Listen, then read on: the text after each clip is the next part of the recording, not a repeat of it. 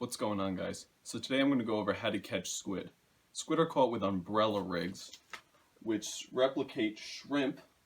I have two different kinds here. And they're basically jigged off the bottom. And these pointy little umbrella-shaped spikes are what end up catching the squid, and you bring them in. Now these are two very different types. This one is a more traditional kind. I haven't had much luck with these. These don't seem to work very well. I like these kinds. These are very small and they look much more like a shrimp.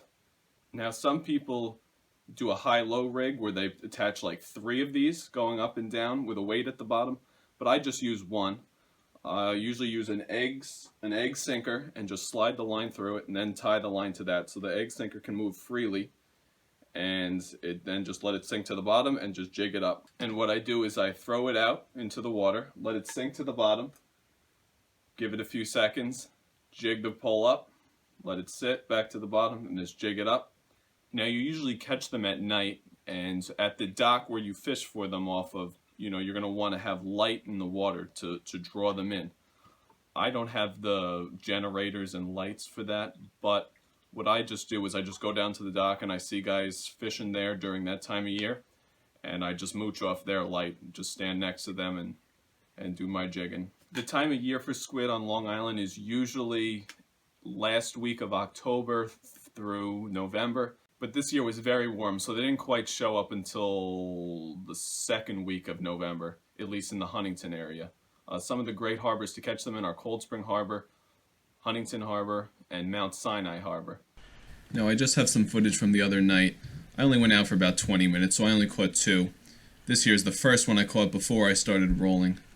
I'm just putting them in the water with some, getting some water in the bag to keep them alive.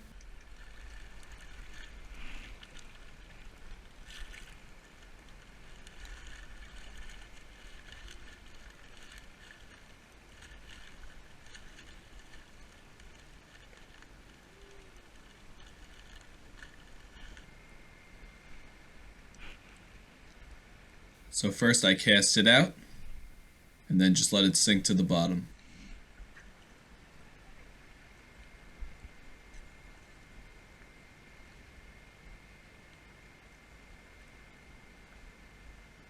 And every few seconds you jig it up just to give it that lifelike shrimp motion.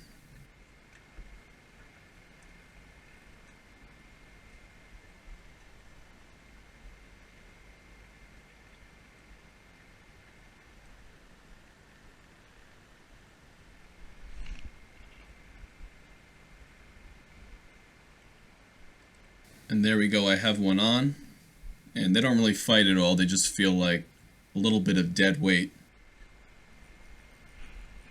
There we go.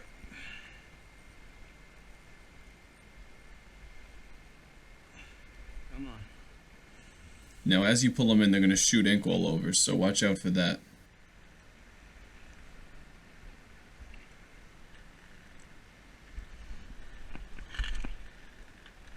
There goes the ink.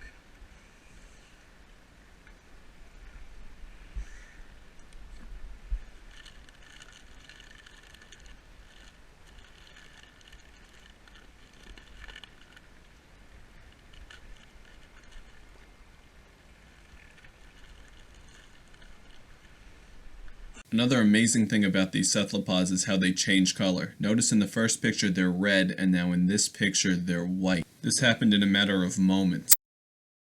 They're relatively easy to prepare and delicious to eat. Next I'll do a detailed video on how to clean, prepare, and cook them.